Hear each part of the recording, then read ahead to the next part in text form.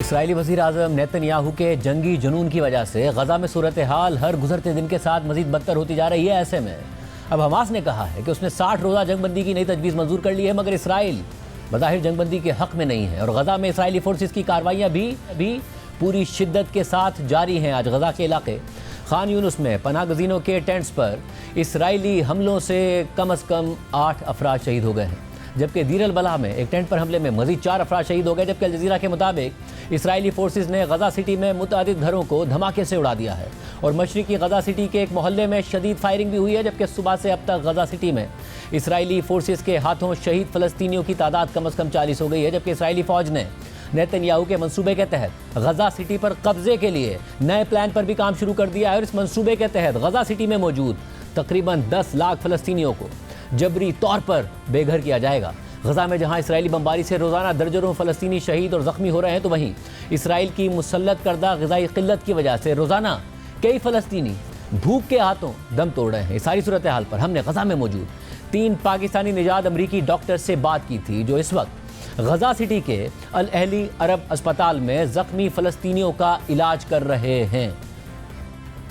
हमारे साथ मौजूद हैं गजा से पाकिस्तानी निजात अमरीकी doctors, doctor Irfan Ali, doctor Umar Burney, doctor Mohammad Adeel, जो पाकिस्तानी निजात हैं, टेक्सास से ताल्लुक़ रखते हैं। इस वक्त जो इतने बुरे हालात हैं उसमें गजा में इस वक्त खिदमत अंजाम दे रहे हैं। आप तीनों का बहुत शुक्रिया। ज़ाहिर है जो गजा की सूरत हाल है सारी दुनिया उसे देख रही है, मगर वो टीवी के ज़रिए देख रही है।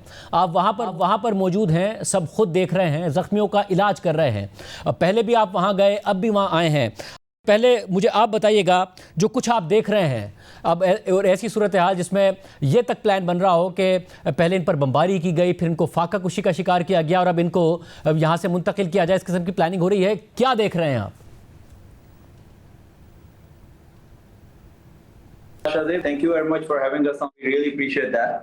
तो यार हालात यहाँ पे ये हैं कि ये हम सारों का जो है, this is not our first trip. We have been here multiple times before. तो ऑनेस्टली स्पीकिंग इस टाइम जो सिचुएशन इनकी है वो ये है कि जाहिर है दे लॉस्ट एवरीथिंग। इन्होंने अपना बेचारों का घर इनके ख़त्म हो गए।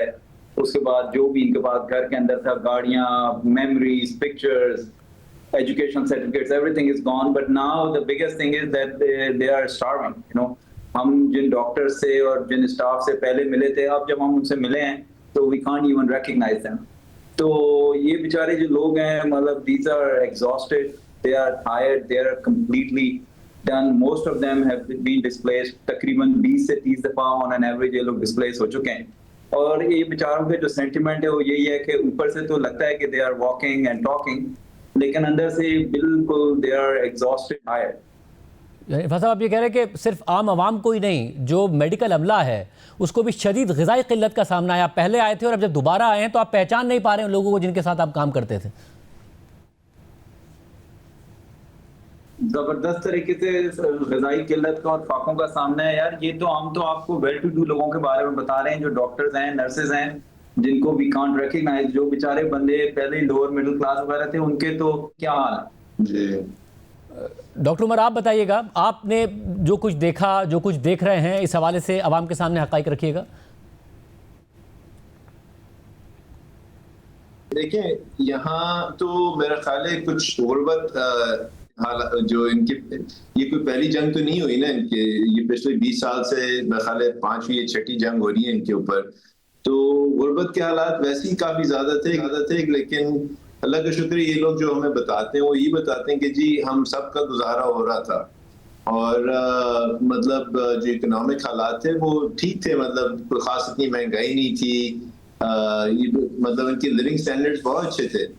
तो एवरेज मिडिल क्लास लोग जो थे वो गाड़ियां भी थी उनके पास, उनकी अच्छी लाइफ थी माशाल्लाह। ये मैं लोगों को बताता हूँ कि कराची की तरह ये एक बीच टाउन है, तो उसमें लोगों का आना जाना, छुट्टियों में बीच पे जाना, इस तरह की जो मतलब उनकी जो लाइफस्टाइल था वो इसी तरह का था। तो और सबसे बड़ी बात ये कि अल्लाह ने इस जगह में ना वाकई बरकत रखी है, वो नजर आती है। वो कल मुझे कोई साहब बता रहे थे कि हर किस्म का फ्रूट यहाँ जो है ना वो ग्रो होता है, बल्कि लेमन जो है वो साल में 4 दफा उस फसल वो फल आता है उसमें। तो मतलब यहाँ हर किस्म की बरकतें थी। जिन लोगों को इन चीज़ों की आदत थी और वो बेचारे, जैसे इरफान आपको बता रहे हैं, बिल्कुल ऐसे ही खस्ता हालत में कि उनको बेचारों को खाने को नहीं है। एक बंदे का एवरेज 20 से 25 किलोग्राम वजन कम हो चुका है पिछले 4-5-6 महीने में। और जैसे इरफान आपको बता रही है, तो हम अच्छे लोगों के आपको हालात बता रहे हैं जिनसे हमारी इंटरेक्शन है। जो बाहर बेचारे मतलब सड़कों पे हैं, उनसे तो ऑब्वियसली हमारी इतनी खास अनलेस कि वो एज अ पेशेंट आते हैं तो उनसे हमारी कुछ गुफ्तगू वगैरह रहती है। लेकिन वैस्ट मेजोरिटी लोग जो है ना, हर जगह, आज हम एक इलाके में फिरे थे, वो एक साहब हमारे साथ थे, वो बता रहे थे कि ये सबसे ज्यादा रिच इलाका था इस गजा स्ट्रिप का। और उसमें हर तरफ आपको टेंट्स वगैरह नजर आते हैं, सड़कों पे लोग, लिटरली सड़कों पे लोग आ गए। तो मतलब यही हालात हैं। अब इससे ज्यादा मतलब जब इंसान के पास खाने पीने को ना हो तो बाकी आसाइश है तो बहुत दूर की बात हो जाती है। डॉक्टर अदील, आप बताइएगा, दायरे 60,000 से ज़ायद जो लोग हैं वो तो शहीद कर दिए इसराइली बमबारी में, और अभी भी बमबारी हो रही है, मगर साथ में लोगों को भूख का भी सामना है। जो मरीज आ रहे हैं वो भूख की वजह से आ रहे हैं या बमबारी की वजह से आ रहे हैं? दोनों का बहुत ज़्यादा प्रेशर है या फिर अस्पतालों पर? दोनों ही हो रहे हैं। मेरा उर्दू ठीक है, मैं अंग्रेजी में थोड़ा बहुत आंसर कर दूंगा। अभी तो दोनों सिचुएशन के बुरे हालात हैं। Starvation for sure is happening at every level. In fact, starvation is part of the reason that these people are coming under attack. ये जो ज़कीम बॉर्डर खुला हुआ है, ये GHF 8 डिस्ट्रीब्यूशन साइट्स जो खुले हुए हैं, सबको पता है कि रिस्क है गन शॉट लगने में या एयर स्ट्राइक लगने में, मगर फिर भी इतनी डेस्परेशन है खाने पीने के लिए कि रिस्क एक्सेप्ट करके चल जाते हैं। और फिर जब when they present to the hospital, it could be gunshot wounds, drone strikes, but they're still hungry. And the hunger leads to difficulty healing wounds when they are treated surgically. It's very high rate of infection, very high rate of non-healing of wounds and bone. So the starvation is playing a direct role. और ये जो injuries आती हैं ये site से, अभी it's a pretty even mix. Part of it is explosive injuries from these blasts where airstrikes होती हैं or suicide drones. And also gunshot wounds. ये जब aid sites जाते हैं, they're actually snipers जो they're intentionally picking off these young people. And the saddest thing is now most of these people that are presenting from these aid distribution sites are young children, because much of the older population has already been injured. So now the only people that are able to go to these sites and try to retrieve food are teenagers and young adults. And so, माँ बाप घर पे हैं injured और बच्चे सोचते हैं कि मैं कुछ देने के लिए कोशिश करता हूँ। एक और मैं आपको शाहजेब थोड़ी सी एक कहानी बताता हूँ जो अभी अदील ने जो आपको एग्जांपल दिया। अभी 2-3 रातें पहले हम लोग एक इमरजेंसी रूम में एक 16 साल का बच्चा आया, उसकी टांग पे उन्होंने मतलब बॉम्ब शेल गिरा हुआ था, तो बिल्कुल टांग उसकी मतलब एक्सप्लोसिव इंजरी से ना वो समझे बुरा हाल था, शैटर हो गई थी, हड्डी बाहर निकली हुई थी। लेकिन उसकी दोनों हाथों पे भी काफी एक्सप्लोसिव इंजरी हुई। एक हाथ पे सिर्फ शहादत की उंगली बची थी और दूसरे हाथ पे उसकी सारी उंगलियों का डैमेज था, बल्कि इवन रिस्ट और पाम पे भी डैमेज था। लेकिन जो एक उसकी उंगली बची थी वो, और ये मैं आपको इमरजेंसी रूम की बात बता रहा हूँ जहाँ कोई पेन मेडिकेशन, कोई पेन मैनेजमेंट का सिलसिला नहीं था, वो अपनी उंगली से हमें अपने मुंह की तरफ इशारा करके कह रहा था कि मुझे कुछ इस वक्त खिला दो, क्योंकि वो डायरेक्टली भूखा आ रहा था, पता नहीं कितने दिनों से भूखा था वो। तो आप सोचें जिस इंसान की टांग शैटर हो चुकी हो, उंगलियां बिल्कुल उड़ गई हो, बिल्कुल मतलब मैं आपको बता रहा हूँ एक हाथ पे सिर्फ पाम था और एक हाथ पे ये बड़ी लंबी और शहादत की उंगली बची थी, और वो उस उंगली से ना मुझे इशारा, चूंकि ऑब्वियसली अरबी इतनी अच्छी नहीं बोल सकते थे, उसे कम्युनिकेशन लैप्स था, तो वो मुझे अपने मुंह की तरफ इशारा करके कह रहा था कि यार मुझे कुछ खाने को दे दो। मतलब इससे आपको अंदाजा हो सकता है कि स्टारवेशन का क्या हाल है इस मुल्क में। यार Shahzeb, to go on the same point जो उमर ने और अदील ने बात की है, एग्जैक्टली आप बाहर निकलेंगे ना, more than half of the population जो है ना वो डिसेबल्ड, या तो वो क्रचेस पर है या वो एम्पुटेशन हुई है उनकी। मतलब on a one given night, we do multiple amputation, bilateral lower extremity, upper extremity. तो या तो बेचारों की amputation हुई है, या वो crutches पर हैं, या उनको external fixators लगे हुए हैं जो screws और plates हैं। तो बेचारे जो यंग बच्चे हैं, these guys go out and do it। और इतने यंग बच्चे जब OR में आते हैं, 6 साल 7 साल 8 साल के बच्चे, किसी को स्कल फ्रैक्चर है, किसी को लोअर लिम्ब का फ्रैक्चर है, आप यकीन करो शाजिद, एक बच्चा भी OP में नहीं आया है जो रो रहा, रोते नहीं है। पता नहीं है अल्लाह ताला ने किस तरह की ये कौम को माशाल्लाह रेजिलियंस दी है। लेकिन उन बच्चों को आप एनेस्थीसिया देने से पहले ना उनसे बात करें तो वो कहते हैं कि अगर एनेस्थीसिया देने से पहले कुछ खाने को मिल जाए ना मुझे, तो I will be very happy.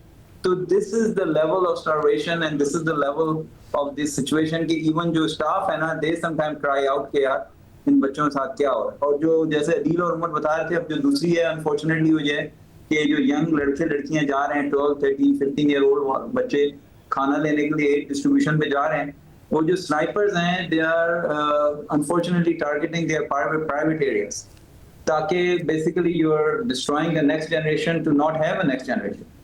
And ये pattern more and more common right now unfortunately. Umar, मुझे ये भी बताएगा कि ऐसी सूरत हाल में अमेरिकी सदर ट्रंप कभी कह देते हैं, फिर इसराइली वज़ीर आज़म उस बात को दोहरा देते हैं कि उन्हीं का प्लान है कि आबादी को शिफ्ट कर दिया जाए। इतनी फाका कुशी का सामना कर रहे हैं लोग, फैमिलीज़ में शहादतें हुई हैं, अपाहज हो गए हैं। क्या ये जो तासुर दिया जाता है कि ये उनके लिए अच्छा है, क्या वो राज़ी हैं या वो अभी तक अपनी ज़मीन पर ही रहना चाहते हैं, वो यहाँ से कहीं जाने के लिए राज़ी नहीं? नहीं, मेरा नहीं ख्याल कोई इस इलाके को छोड़ के जाएगा। अब ये देखें शाजिद, 2 साल इन्होंने गुजार दिए, जैसे हमने आपको भी बताया, इनके हालात जो है ना वो बदतर से बदतर हो चुके हैं। बिल्कुल मेरा ख्याल है हम आपके रॉक बॉटम वाली सिचुएशन आ गई है। अब वो छोड़ के जाने के लिए बिल्कुल मतलब मैं तो कहूँगा तैयार नहीं है। वो अलग बात है कि बिल्कुल जैसे आपको इरफान ने शुरू में बताया कि थक के चूर हो चुके हैं ये लोग, इनकी मतलब जो है ना वो एग्जॉस्शन का भी मतलब एग्जॉस्शन से भी आगे बात बढ़ चुकी है। लेकिन ये जो इनको मुंतकिल करने वाली खबरें आ रही हैं, ऑनेस्टली ये लोग जो है ना एक कान से सुनते हैं दूसरे कान से निकालते हैं। बिकॉज जैसे मेरे ख्याल इरफान को किसी ने कहा था कि देखें हमें ना अब किसी के ऊपर वो रिलायंस नहीं है हमारी, अल्लाह के ऊपर अब हम रिलाई करते हैं। तो ये जो सारी दुनिया वाली खबरें आती हैं हमें कि जी हमें यहाँ भेज दिया जाएगा या वो नेगोशिएशन हो जाएगी या कहीं किसी और मुल्क में हम कंसोलिडेट हो जाएंगे, वो इन्होंने इतनी कहानियां सुन चुके हैं ये 2 साल में कि अब इनको किसी चीज पे ना यकीन नहीं आता। वो बस अल्लाह पे यकीन किए बैठे हैं और वो यही कहते हैं कि जी कोई ना कोई मौजूदा होगा और अल्लाह के भरोसे पे बैठे हैं। यार Shajid, I hope at some point के इंटरनेशनल प्रेस को इजाजत मिले एंड आई होप के आप जैसे लोगों को आके ना इन लोगों से मिलने का मौका मिले। ये बंदे अपना सेंटेंस शुरू करते हैं तो अल्हम्दुलिल्लाह से करते हैं, मिडिल में कई दफा अल्हम्दुलिल्लाह बोलते हैं, एंड पे अल्हम्दुलिल्लाह बोलते हैं। कल हम ओटी में थे, OR में, तो एक एनेस्थीसिया टेक्नीशियन काम कर रहा था, तो दूसरे बंदे ने बताया कि जी आज जो बॉम्बिंग हुई है इसकी बहुत सारी फैमिली मेंबर शहीद हो, लेकिन वो बंदा काम कर रहा है अभी। तो हमने उससे जब अफसोस का इज़हार किया, उसने कहा शुक्र अल्हम्दुलिल्लाह। तो वही बात है कि मतलब इन्होंने बुरा टाइम देख लिया और वो उम्र की बात सही है। वो कहते हैं कि अगर हम किसी भी दूसरे मुल्क के बारे में सोचें ना, चाहे मुस्लिम मुल्क या गैर मुस्लिम मुल्क, वी गेट मैड। सिर्फ हमें एक कंफर्ट मिलता है जब हम अल्लाह के बारे में सोचते हैं और अल्लाह से अपनी उम्मीद लगाते हैं। बड़े स्पेशल लोग हैं ये लोग। आदिल, आप ये बताएगा कि एक तरफ ज़ाहिर ये हालात हैं मगर दूसरी तरफ इसराइल ने बमबारी में अस्पतालों को भी निशाना बनाया है और फिर जो अस्पताल बच गए हैं वहाँ पर भी मेडिकल सप्लाइज़ की कमी है, मेडिसिन की कमी है, मशीनरी की कमी है, हालात बुरे हैं। इन तमाम चीज़ों का सामना करना पड़ रहा है आप लोगों को जब आप इलाज कर रहे हैं ऐसे लोगों का जो बुरी तरीके से बमबारी में ज़ख्मी हो रहे हैं। हर चीज बहुत शॉर्टेज में, medicines are very limited. ये जो इन्फेक्शन का प्रॉब्लम है, it would be very helpful to have more antibiotics, मगर है ही नहीं। तो wound साफ करके there's not really antibiotics that you can treat the patient with. Equipment is incredibly limited. ये हम orthopedics करते हैं and orthopedics, spine surgery. These types of surgeries require a lot of implants, metal implants to fix bone. They're just non-existent. So many of these injuries are now being treated with external fixators. Just हम pin डालते हैं bone में और फिर a rod connecting them. And unfortunately, even those are incredibly limited. They're literally taking external fixators off of patients that have died, reprocessing them and reusing them. I mean, unfortunately, the medical delegation आती है, we are told that you are only allowed to bring personal items. It's a very strict restriction on the Israeli side at the border. The WHO communicates that to us, that there is a risk that if you try to bring extra equipment in, the whole group could get turned around. This is severely restricted. यार शाहजेब, वो equipment के अलावा यहाँ पे तो electricity की supply continuous नहीं है। आप यकीन करें, हर 5 मिनट में बिजली चली जाती है। तो जो है अंधेरे में सर्जी करते हैं। आपको ना फोन का आप चार्जर वो करें। अब ये लोग कहते हैं कि वो फोन की लाइट ऑन करो, कभी आप उनको दिखाते हैं, कभी आपने एनेस्थीसिया की मशीन की तरफ देखना होता है जो कि चल ही नहीं रही होती, वेंटिलेटर काम नहीं कर रहा है, लाइट ही चली गई। एवरी 2 मिनट्स पे तो लाइट चली जाती है।